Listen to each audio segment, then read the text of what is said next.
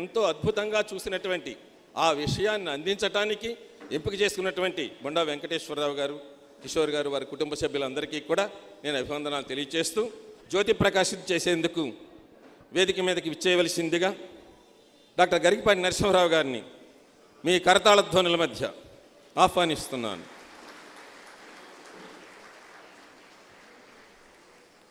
బొండా వెంకటేశ్వరరావు గారు,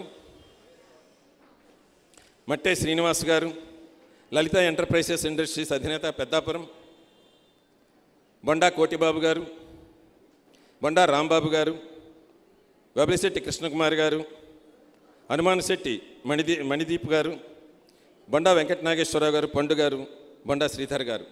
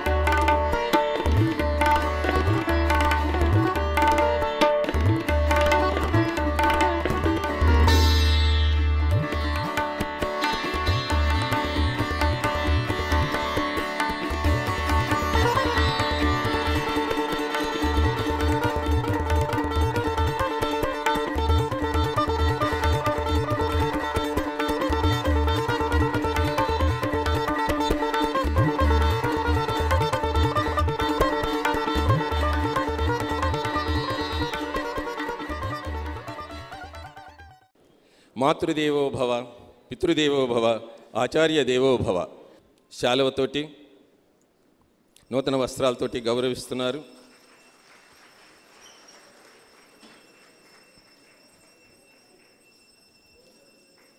వారి పాప స్వాతి, వారు వెంకటేశ్వరరావు గారి కోడలు.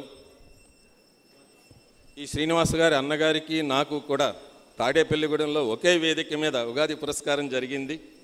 మేము ఇంటికి వచ్చేటప్పటికి కొరియర్ బ్యాగ్ అంత సామాను శ్రీలలిత వచ్చినాయి. మరి చక్కగా మనం మహదానందం పొందేటట్లుగా భాషా విశేషాలు, తెలుగు పద్య విశేషాలు, సాహితీ విశేషాలు వీటన్నిటినీ కూడా తెలియచేస్తూ సామాజిక బాధ్యత, యువత ఎలా ఉండాలి, ఇవన్నీ దేశానికి అవసరం అండి. మనం బాగుంటే కాదు, అందరూ బాగుంటేనే అందరూ బాగున్నట్లు అనేటటువంటి ఆలోచన చేత అద్భుత ప్రసంగాన్ని ఆంధ్రకే కాకుండా భారతదేశానికి, ప్రపంచానికి అందిస్తున్న డాక్టర్ గరికపాటి గారికి మనందరి తరఫున జయహో ఒక్కసారి తరరాల ధ్వనులతో అభినందించమని కోరుకుంటూ బొండా లక్ష్మీరమణ గారు, కొత్త విజయలక్ష్మి గారిని విచ్చేసి ప్రార్థన చేయవలసిందిగా కోరుతున్నాను. నమస్కారం.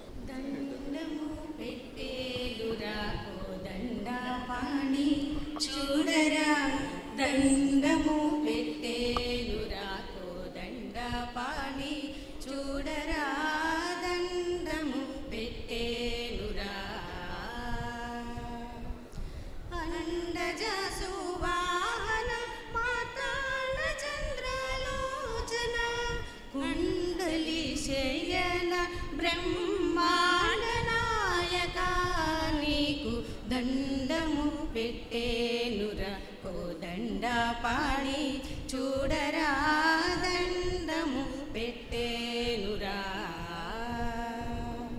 పేరుగా ప్రతిష్టగా ఊరగా నిను వేడితి, ఊరివారు వీధివారు ఒక్క జాతి వారు కారు, వారిని చేపట్టి విడువకు త్యాగరాజాచిత నీకు దండము పెట్టేనురా కోదండపాణి చూడరా దండము పెట్టేనురా.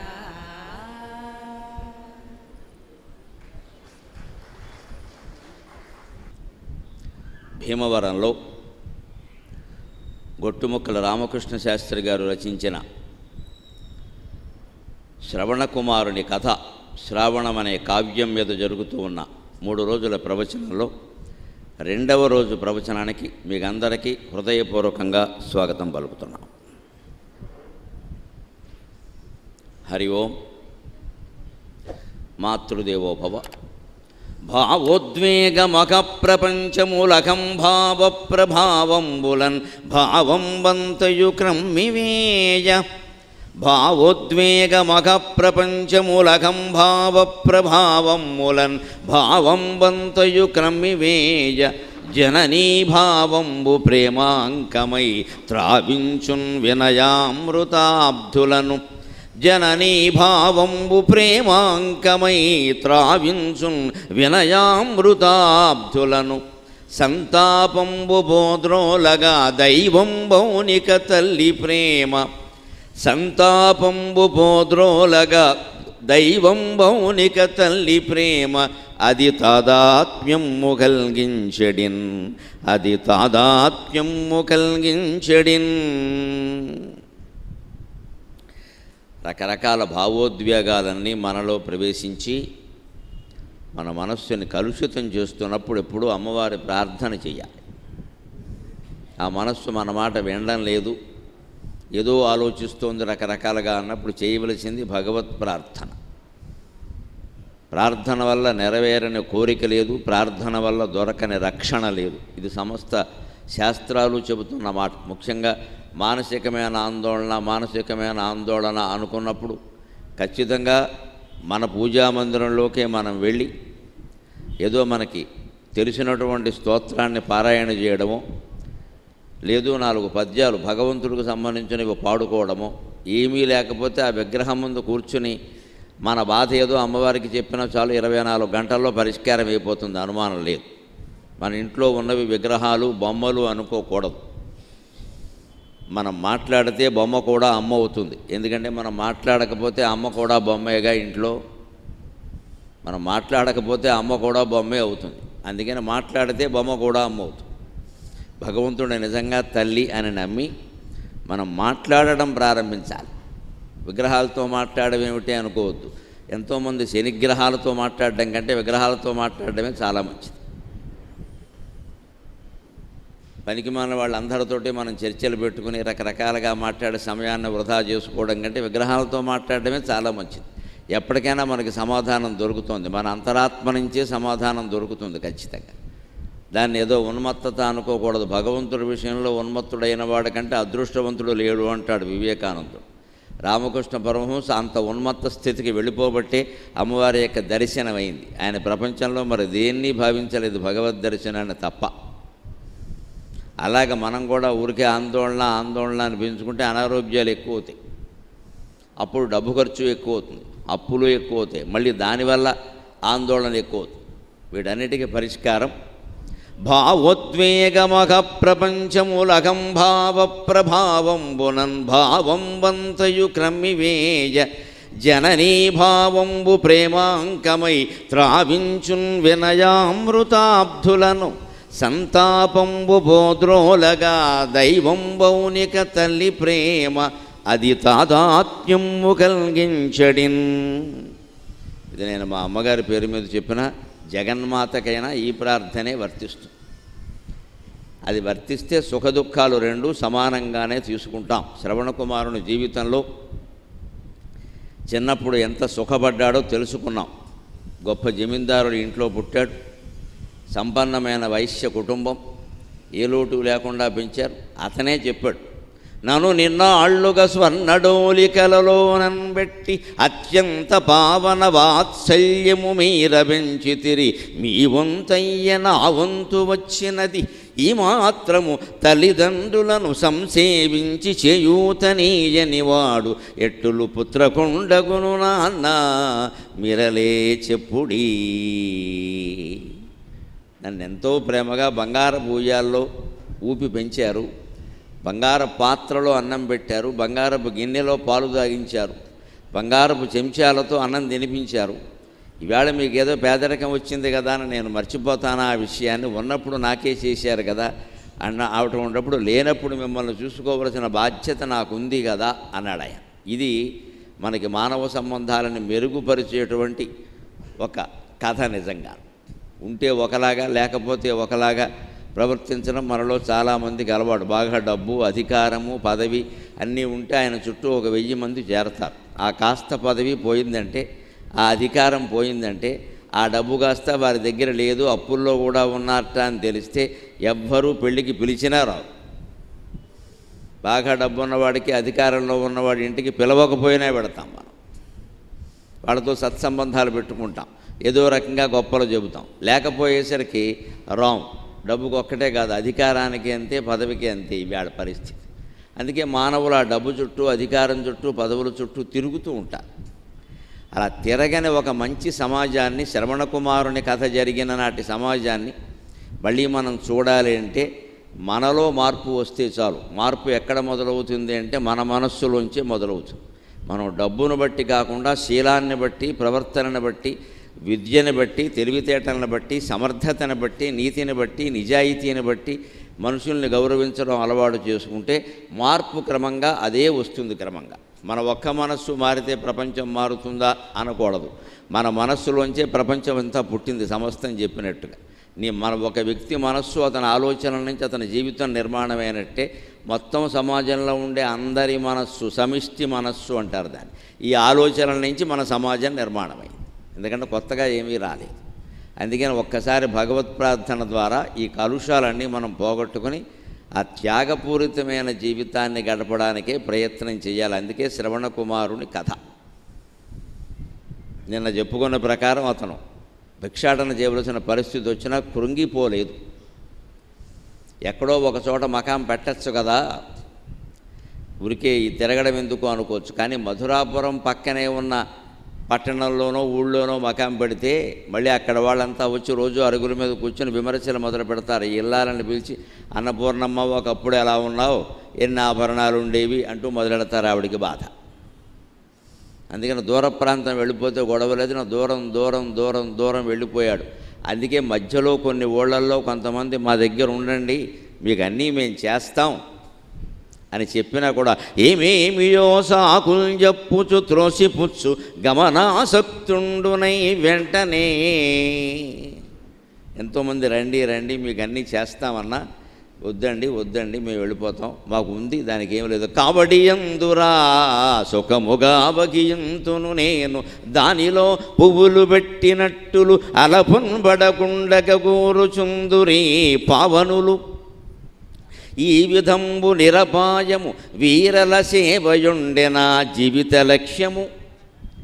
వీరల సేవయుండె నా జీవిత లక్ష్యము వేరొక వేరు సుఖమెరుంగను. వీరల సేవయుండె నా జీవిత లక్ష్యము ఏ సుఖ విశేషమునొల్ల తదన్య రీతిలో. ఏ సుఖ విశేషమునొల్ల తదన్య రీతిలో. కావడి మోయడానికి నేను సిద్ధంగా ఉన్నాను. కూర్చున్న వాళ్ళు ఏమన్నా బాధపడుతున్నారు అనుకుంటున్నారేమో చూడండి. పువ్వులు పెట్టినట్టుగా కూర్చున్నారు మా అమ్మ నాన్న. వాళ్ళకేమో బాధ లేదు, నాకేం బాధ లేదు, మీకెందుకు వచ్చింది మధ్యలో.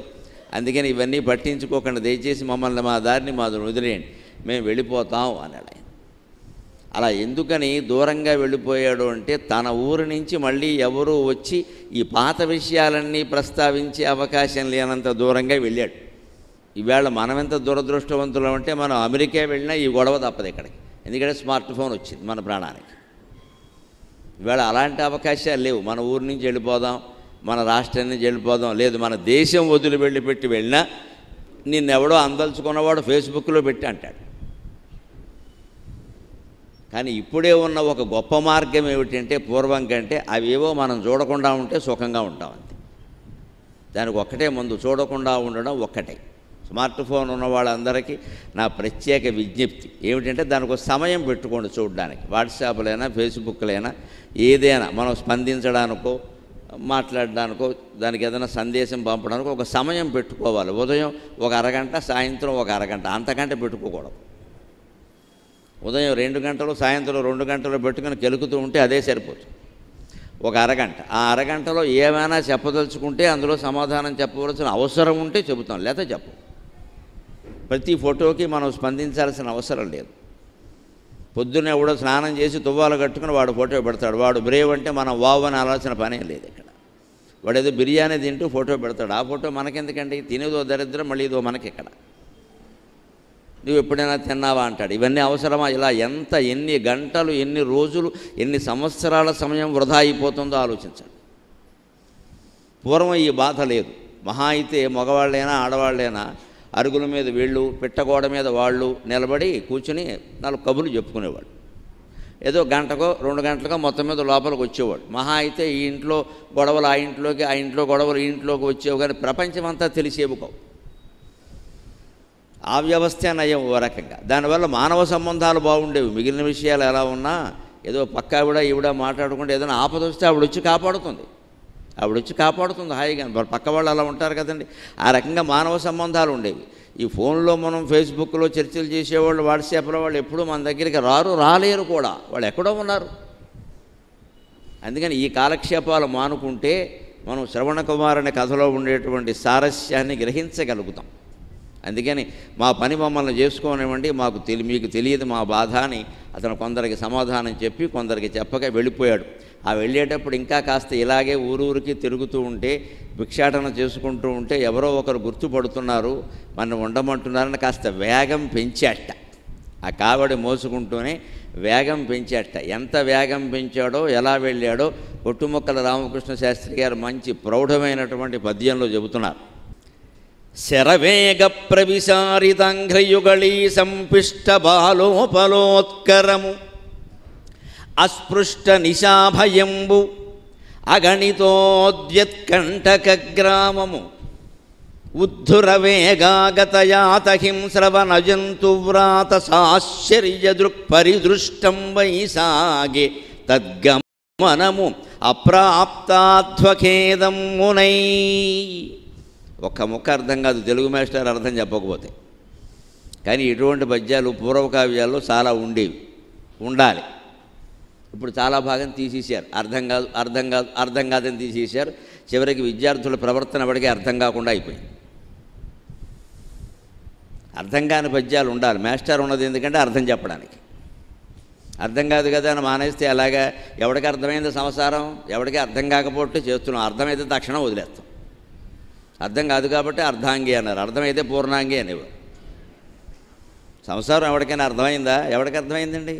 ఈరోజు ఒకలా ఉంటే రేపు ఒకలా ఉంటుంది. ఇక్కడ మొగాడు తినగా ఉంటే ఆడది తినగా ఉండదు, ఆడది తినగా ఉంటే మొగాడు ఉండడు, వీళ్ళిద్దరూ ఉంటే పిల్లలు తినగా ఉండరు. ఏమర్థమైంది మనకి? ఎంత ఆలోచించినా ఆలోచించకుండానే అర్థమై ఆనందాన్ని ఇచ్చేది సంగీతం. ఆలోచించకుండానే అర్థమై ఆనందాన్ని ఇచ్చేది సంగీతం. ఆలోచిస్తే అర్థమై ఆనందాన్ని ఇచ్చేది సాహిత్యం. ఎంత ఆలోచించినా అర్థం కాంది, పొందేది ఆనందమో విషాదమో తెలియంది సంసారం. అది తేడా.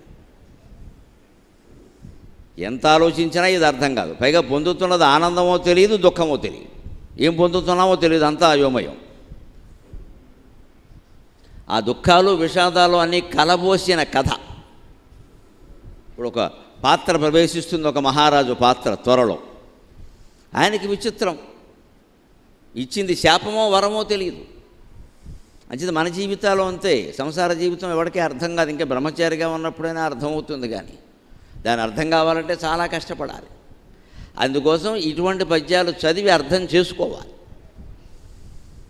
ఆ నడక, అతను కావడి మోసుకుని వెళుతుంటే రాళ్ల మించి వెళ్ళిపోతున్నాడు, గుట్టల మించి వెళ్ళిపోతున్నాడు, కొండలు దాటి వెళ్ళిపోతున్నాడు, చిన్నపాటి చెరువులుంటే దాటి వెళ్ళిపోతున్నాడు. ఆ వేగం ఎలా ఉందంటే చెబుతున్నాడు ఆయన. శరవేగ ప్రవిశారితాంఘ్రయుగళీ సంపిష్ట బాలోపలోత్కరము. బాణం వేస్తే ఎంత వేగంతో వెడుతుందో అలా వెడుతున్నాడు. శరవేగ ప్రవిశారిత అంఘ్రియుగళి.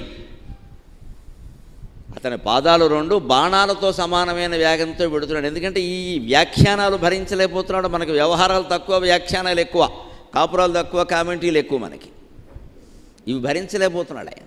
అందుకని వెళ్ళిపోదాం, దూరంగా వెళ్ళిపోదాం, కాశీకి వెళ్ళిపోదాం, గంగలో దిగుదాం. ఎవడు పడతాడు ఇవన్నీ?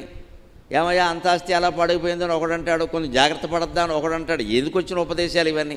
అసలే ముసలాళ్ళు బాధపడుతుంటే.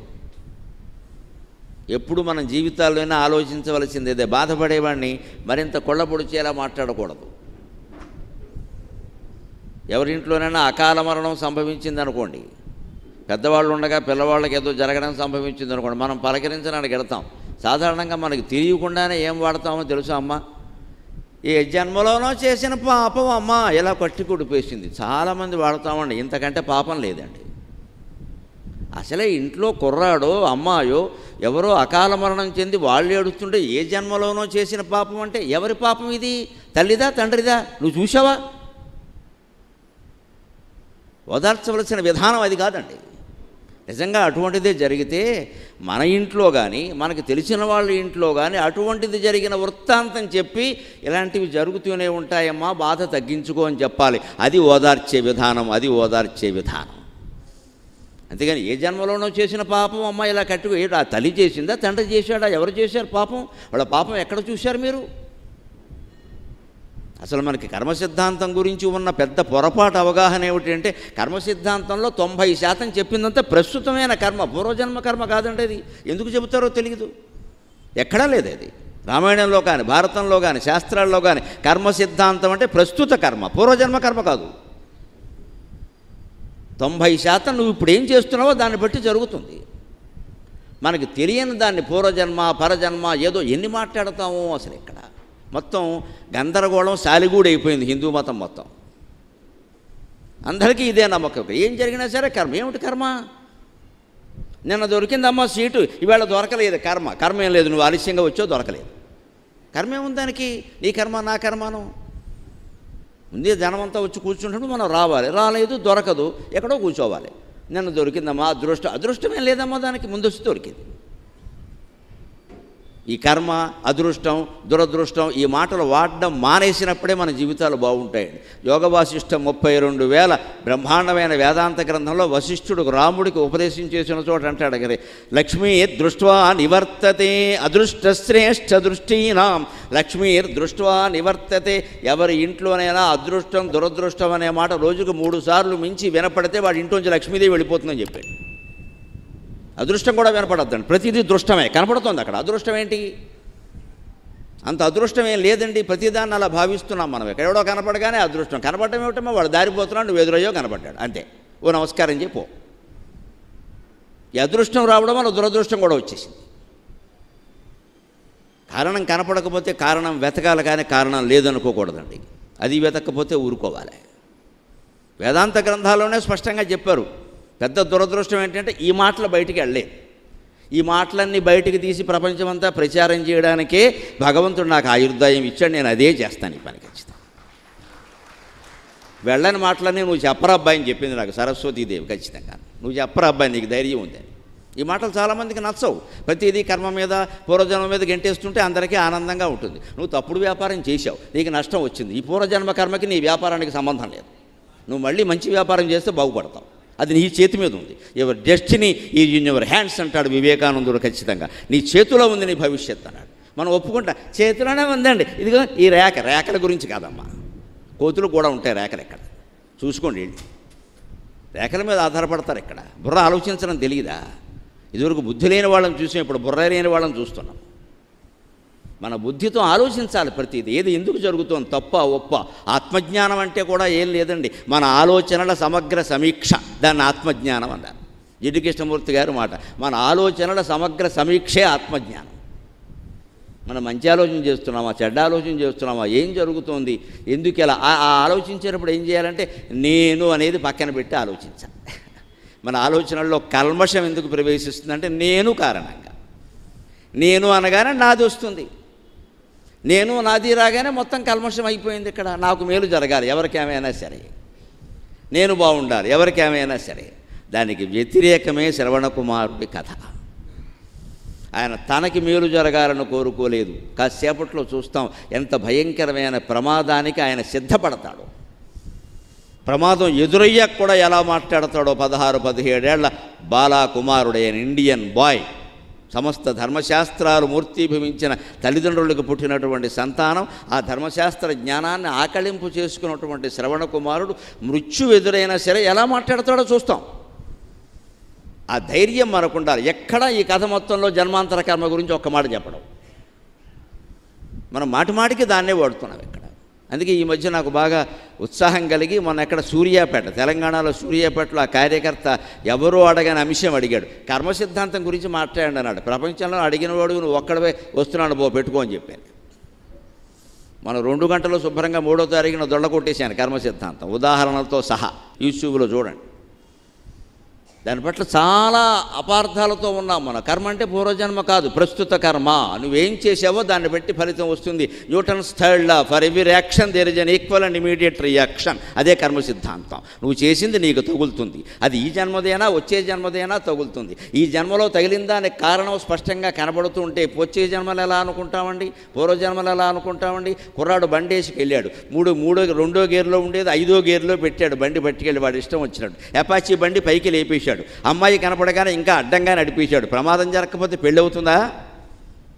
దానికి పూర్వజన్మ కర్మ ఏమిటండి? వాడు ఒళ్ళు పొగరు. దానివల్ల వచ్చింది అది. అంచేత ఇంకోటి అలా వెళ్లకుండా చూసుకోవాలి. అంతకంటే చేసేది ఏం లేదు అక్కడ. వాడికి ఆయుర్దాయం అయిపోవడం కాదమ్మా. వాడు ప్రమాదం సరిగ్గా బండి నడుపుంటే బతికేవాడు. వాడు ఆయుర్దాయం ఏం లేదు అక్కడ. మనం సరిపెట్టుకోవడానికి మాట్లాడే మాటలు ఇవన్నీ. ఈ మాటల నుంచే బయటపడాలి. ఇది దేవుడికి వ్యతిరేకం కాదు, దేవుడే చెప్పాడు. ఇలాగ రామాయణంలో ఉన్నవన్నీ ఇవే, భారతంలో ఉన్నవన్నీ ఇవే. ఎందుకు అలా మాట్లాడతారు? మీరు చేయవలసిన పని చేసుకోవచ్చు కదా. మనలో పెద్ద బలహీనత ఏమిటంటే నన్ను మన్నింతురుగాక మూల గ్రంథాలు మీరు చదవరు, మాబోటి వాళ్ళు కూడా చెప్పరు. ఎంతసేపు మీకు నచ్చే మాటలే చెబుతారు. నమశివాయ, అక్కడికి వెళ్ళి బొట్లెట్టి ఇక్కడికి వెళ్ళి స్నానం చేసి అంటే మనకి ఎంత నచ్చుతుందో 16 బొట్లు ఎట్టేస్తాం, 36 దీపాలు ఎట్టేస్తాం. మన బుద్ధి మాత్రం సరి చేసుకోం.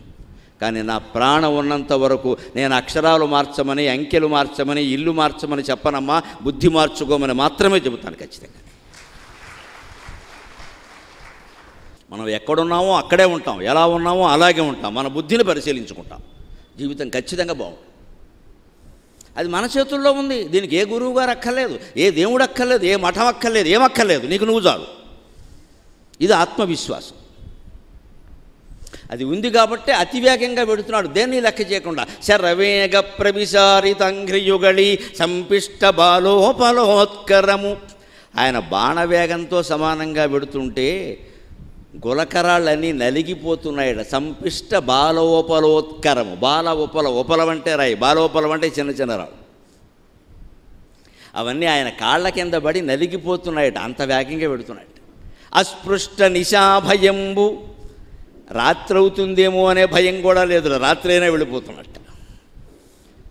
అగణితోద్యత్ కంటక గ్రామము, దారిలో ఉండేటువంటి ముళ్ళు వేటిని లెక్క పెట్టట్లేదు. అగణిత ఉద్యత్ కంటక గ్రామం, దారిలో ఉండే ముళ్ళు వేటిని కూడా లెక్క పెట్టేటది. నా తల్లిదండ్రులు నేను తీసుకెడుతున్నా, ఏమైనా మంచిది, తొందరగా వెళ్ళిపోవాలి. చీకటి పడకముందే ఎక్కడికో జరుకోవాలి. అప్పుడే చీకటి పడింది, ఇంకా గాఢమైన చీకటి అలుముకోకముందే వెళ్ళిపోవాలి. శివుని కంఠంలో ఉండేటువంటి విషం ఇక్కడ చీకటిగా వ్యాపించింది అని నిన్న వర్ణించారు కదా. ఆ విషం ఇంకా పెరక్క ముందే వెళ్ళిపోవాలి. ఎందుకంటే వ్యాఖ్యానాలు భరించలేకపోతున్నాడు ఆయన. లోకంలో అసూయనైనా భరించగలం కానీ జాలిని భరించలేమండి, చచ్చిపోతాం అన్యాయంగా. అందరూ వచ్చి జాలి చూపిస్తుంటే చికాగ్గా ఉంటుంది. ఎవరింట్లోనైనా ఏదైనా దుఃఖ సంఘటన వరుసగా ఒక నెలలో 1, 2 జరిగాయి అనుకోండి, దయచేసి ఎవరు కూడా ఏమిటి మీ ఇంట్లో ఎలా జరుగుతున్నాయి అనకండి. మా వాళ్ళ ఇంట్లో చాలా శుభాలు కూడా జరిగాయి. వరుసగా 2, 3 జరగగానే మనం అన్నామంటే వాళ్ళ మనస్సులో పేరుకుపోతుంది. ఇంకా ఏదో జరిగిపోతుంది, వెంటనే ఎవరి దగ్గరికి వెళ్ళి చూపించుకుంటారు. వాళ్ళు 3 లక్షలు ఇచ్చి యజ్ఞం చేయమంటాడు, వాడు బాగుపడతాడు, వీడు నాశనం అవుతాడు. జరుగుతున్న భాగవతాలు ఇవే. అసలు నెల మొత్తంలో జరిగినవి 2 దుర్ఘటనలేనా అండి? సుఖఘటనలు ఏం లేవా? అందరూ అనారోగ్యాలు లేకుండా సుఖంగానే ఉన్నారు, అది సుఖమే కదా. ఏదో 2 జరిగేసరికి కంగారు పడిపోయి ఇంకా దానికి 3, 4, 6 జోడించి పైగా ఏమిటో ప్రతిదీ మంగళవారమే జరుగుతుంది. ఎంత లెక్క పెట్టేశారో ఇక్కడ. మంగళవారానికి దీనికి సంబంధం ఏంటి? అక్కడి నుంచి అవుతావు సర్వమంగళ నామా సీత ఎవడో వస్తాడు మన జాతకంలోకి. ఇక్కడ నీకు దృష్టి మొత్తం మారిపోతుంది, నాకు ఇచ్చేయి 3 లక్షలు అంటాడు. ఇచ్చేస్తాం హాయిగా పట్టుకెళ్ళి. సంస్థలో పనిచేసే ఉద్యోగులకి జీతాలు పెంచరు, యజ్ఞాలు యాగాలకి మాత్రం లక్షలు ఇస్తారు. నమశివాయ. దేశం ఎలా బాగుపడాలండి? దేశం నాకు కడుపు మంటగా ఉంటుంది. నువ్వు వ్యాపారం పెట్టావు, హోటల్ పెట్టావు, లాడ్జింగ్ పెట్టావు, ఏం పెట్టావు, కిరాణం కొట్టు పెట్టావు, నీ దగ్గర పనిచేసే ఉద్యోగులు సక్రమంగా ఉన్నారా, వాళ్ళు సంతోషంగా ఉన్నారా, వాళ్ళు కుటుంబాలతో బాగున్నారా, వాళ్ళందరికీ జీతాలు పెంచండి. బాత్రూములు ఊడ్చేవాడికి కూడా జీతాలు పెంచండి అమ్మా. భగవంతుడి కంటే బాత్రూములు ఊడ్చేవాడికి సేవ చేయండి, సేవ చేయండి, సేవ చేయండి. చాలా బాగుంటుంది అది. భగవత్ సేవ కోసం కోట్లు ఖర్చు పెడతాం, బాత్రూములు ఊడ్చేవాడిని అశ్రద్ధ చేస్తాం, వాడు చచ్చిపోతున్నాడు అక్కడ. హైదరాబాదులో మేము చూస్తూ ఉంటాం, మ్యాన్ హోల్స్లోకి దిగి ఆ చెత్త అంతా బయటికి తీస్తారమ్మా. హైదరాబాదులో మ్యాన్ హోల్స్లో ఉండేది ఏమనుకుంటున్నారు, సమస్త అపార్ట్మెంట్లో వాళ్ళ మలమూత్రాలన్నీ అందులో ఉంటాయి. డ్రైనేజ్ అంటే ఏమిటండి, నాలాలంటే ఏమిటండి, అందులోకి దిగుతున్నారు వాళ్ళు చేతులతో. ఎందుకంటే వాళ్ళు అలా అలవాటు పడిపోయారు పాపం సఫాయి కార్మికులు. ఆ సఫాయి కార్మికులు నాకు సర్వేశ్వరుడితో సమానంగా కనపడతారన్న పత్రికలు చూస్తే నేను నమస్కారం చేసుకుంటాను. మా ఇంటి ముందు నుంచి అటువంటి వాళ్ళు మున్సిపాలిటీ కార్మికులు ఎప్పుడైనా చీపురు పట్టుకుని పెడుతుంటే నాకు ఆవిడకి ఒక్కటేనేమో, ఆడవాళ్ళు అయితే ఆవిడ కిందికి దిగుతుంది, మగవాళ్ళు అయితే నేను కిందికి దిగుతా. నేను పంచెలు, లాల్చీలు, ప్యాంటు, చొక్కాలు ఇచ్చేస్తే ఆవిడ చీరలు ఇచ్చేస్తున్నామా. అందువల్ల పెళ్ళాం పిల్లలతో సుఖంగా ఉన్నాం, చాలా సుఖంగా ఉన్నాం, హాయిగా ఉన్నాం. వాళ్ళకి ఇవ్వాలి దానాలు, మన బంధువులకి, మన కులం వాళ్ళకి, మన మిత్రులకి, మనలాగే డబ్బున్న వాళ్ళకి కాదు, పేదవాళ్ళకి ఇవ్వాలి దానాలు. వాళ్ళు రోడ్లు ఊడి చచ్చిపోతున్నారు అక్కడ. వాళ్ళ జీతాలు చాలా తక్కువ, 12,000 13,000 మించి ఉండవు. మనకు ఒక్కసారి సినిమాకి వెళ్ళి హోటల్కి వెడితే అయ్యే 12,000 ఇక్కడ. వాళ్ళని పోషించినప్పుడు మనం ధనం దేనికి? కోటీశ్వరులు ఎంతమంది ఉంటే, ఒక్క మాట చెబుతానని దయచేసి గుర్తుపెట్టుకోండి. పక్కకి వెళ్ళి అయినా సరే మంచి మాట కాడ చెబుతాను. ధనవంతులు పర్వతాలు లాంటి వాళ్ళు, మీ ఆస్తులు కోటీశ్వరులే, మీరు కొండల్లాగే పెరగండి, దేశానికి ఆనందం, నాకు ఆనందం. కానీ ధనవంతులనేటువంటి పర్వతాల నుంచి వచ్చే ధన ప్రవాహం, ధనవంతులనే పర్వతాల నుంచి వచ్చే జల ప్రవాహం పేదవాళ్ళనే పంట భూముల్ని చేరాలంటే దానగుణం అనే కాలువలు ఉండాలమ్మా, దానగుణం అనే కాలువలు.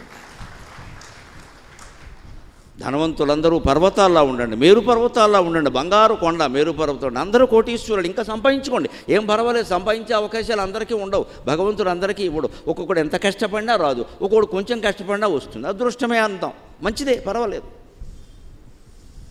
కానీ ఆ ధనవంతులనే పర్వతాలు అయితే పర్వతాల నుంచే కదా నది ప్రవహించేది, ప్రవాహమే కదా.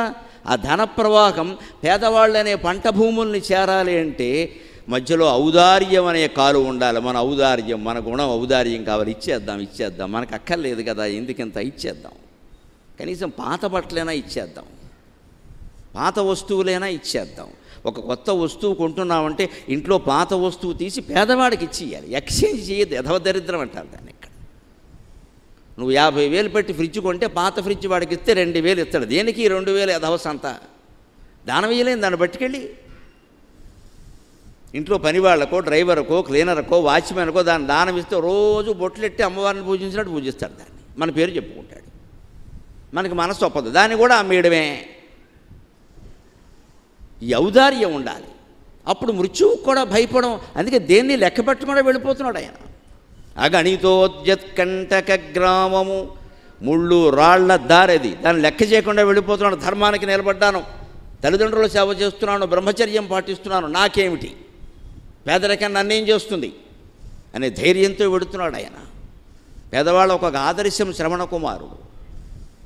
ఎక్కడో చోట 2 మెతుకులు దొరక్కపోవు, నా తల్లిదండ్రులను నేను పోషించుకోలేకపోయాను, దీనికోసం అడ్డమైన గడ్డి కరవాల్సిన పనేం లేదు, ఇక్కడ వీళ్ళ వ్యాఖ్యానాలు కూడా భరించాల్సిన పనేం లేదు అని వెళ్ళిపోతున్నట్ట. అలా అన్నిటినీ లెక్క చేయకుండా వెళ్ళిపోతూ ఇంకా ఘోరాన్ని కూడా లెక్క చేయట్లా. ఉద్ధురవేయగాగతయాత హింస్రవన జంతువ్రాత సాశ్చర్య పరిదృష్టంబయి. ఆయన వెడుతున్న వేగానికి, ఆ శబ్దానికి, ఆ చప్పుడుకి చుట్టుపక్కల ఉండే క్రూర మృగాలు దగ్గరకు వస్తున్నాడు. ఏదో మనిషి వచ్చాడు మింగేద్దామని. ఉద్ధుర వేగాగతయాత హింస్ర వనజంతు వ్రాత. హింస్ర అంటే హింసా స్వభావం కలిగిన జంతువు, పురులు, సింహాలు లాంటివి. అవి ఏదో బాగా వేగంగా వెళ్ళిపోతుంటే మరి కొంగు ఊగుతూ ఉంటుంది, గాలి వీస్తోంది, శబ్దం వస్తోంది, కావడి చప్పుడవుతుంది, కావడి ఊగుతుంటే చప్పుడవుతోంది. ఇవి విని క్రూర జంతువులు కూడా వస్తున్నాయట. ఉద్ధుర వేగాగతయాత హింస్రవన జంతువ్రాత సాశ్చర్య దృక్పరిదృష్టంబై. అవి వచ్చి ఇతని దగ్గరికి చేరలేక సాశ్చర్య దృక్పరిదృష్టంబై ఆశ్చర్యంగా చూస్తున్నాయట. ఏమిటో 2 మాంసం ముద్దల్ని పట్టుకెళ్ళినట్టుగా పట్టుకెడుతున్నాడు. అవి ముద్దులు గులికే మనుషులా, మనకేం తెలియడం లేదే. ఇది త్యాగమా, భోగమా, యోగమా, మనం ఇతని మీదకి దూకచ్చా, దూకకూడదా అని ఆలోచిస్తున్నాయి. ఎంత క్రూర జంతువైనా మనం భయపడితేనే భయపడుతుంది, మనం ధైర్యంగా ఉంటే వెనక్కి వెళ్ళిపోతుంది. అదో లక్షణం ఉంది జంతువుల్లో. మనం ముందే భయపడిపోతాం. అదో ఎలక్కిన పిల్లికి కూడా భయపడేవాడిని ప్రపంచంలో ఎవడు కాపాడతాడు? పులి ముఖ్యంగా, పులి ఎదురైతే ఎదిరించే విధానం ఏమిటో చెబుతారు శాస్త్రాల్లో. ఏమిటో తెలుసా? కనబడకుండా కదలకుండా అలాగే నిలబడితే గుర్రు అంటుంది. కదలకుండా అలాగే నిలబడితే అది గుర్రు కొట్టి వెనక్కి వెళ్ళిపోతుంది. మనం అది గుర్రు అనగానే బాబా అన్నాం అనుకో, వెంటనే మెదపడుతుంది. ఎందుకంటే ఈ బాబోయ్ అండంలో ఒక వాసన వస్తుంది మనలోంచి. భయం వచ్చినా సరే, కోపం వచ్చినా సరే, శృంగారభావం కలిగినా సరే ఒక వాసన వస్తుంది శరీరం. ఏ వాసన ఎవరికి తెలవాలో వారికి తెలుస్తుంది. ఈ మూడింటికి ముఖ్యంగా భయం, శృంగారభావం, క్రోధం, ఈ 3 కలిగినప్పుడు ఒక స్మెల్ వస్తుంది శరీరం నుంచి. ఆ వాసననే కుక్క గమనిస్తుంది. అందుకే కుక్క అరిచినప్పుడు భయపడకుండా అక్కడే ఉంటే అదే వెళ్ళిపోతుంది. మనం భయపడతాం, వెంటనే ఒక స్మెల్ వస్తుంది, మీద పడి కరుస్తుంది. అంత భయపడకుండా ఉండాలో ఉంది. భయమే ప్రధాన శత్రువు అంటాడు వివేకానందుడు. ఒక భయాన్ని తొలగించుకో, ఇంకేం అక్కర్లేదంటాడు. ఇంత చేసి మనం భయపడేది దేనికి? జీవితం పోతుందని. ఆ జీవితాన్ని తృణప్రాయంగా వదిలేయడానికి సిద్ధపడిన వాడి కథ మనం 3 రోజుల పాటు చెప్పుకుంటున్నామమ్మా. అదృష్టవంతులం మనం, నిజంగా అదృష్టవంతులం. అందరికీ మృత్యు భయం తొలగిపోతుంది. మృత్యువు రాదని కాదు నేను చెప్పట్ల, అటువంటి కన్సెషన్లు ఉండవు. అందరికీ వస్తుంది, మీకు వస్తుంది, నాకు వస్తుంది, తిరుగులేదు ఎక్కడ. కానీ దానికి సిద్ధంగా ఉంటాం మనం. పోయేది శరీరం మాత్రమే, ఆత్మకి మరణం లేదు, మన చరిత్రకు మరణం లేదు, శరీరానికి మరణం ఉండొచ్చేమో కానీ అన్నదానికి సిద్ధంగా ఉంటాం. అప్పుడు మృత్యువు మరణం చేస్తుంది. ఎక్కడ ఎవరికి రాలేదు మృత్యువు? రాముడికి రాలేదా, కృష్ణుడికి రాలేదా, గౌతమ బుద్ధుడికి రాలేదా, గాంధీ గారికి రాలేదా? అంతకంటే ఏమైనా గొప్పవాళ్ళమా మనం? ఇక్కడ దానికి సిద్ధంగా ఉండడంలో ఉంది తప్పితే దాన్ని జయించాలనే ప్రయత్నమే అనవసరం. అది క్రూర జంతువులకు కూడా భయపడలేదు. సాగతద్గమనము అప్రాప్తాధ్వఖేదం మునై. అధ్వఖేదం అంటే అలసట, దారిలో నడవడం వల్ల కలిగే అలసట ఉంది, దానికి ఏమాత్రం ఆయన భయపడ్డాడు. అలా వెళ్ళిపోతున్నాడు అక్కడ.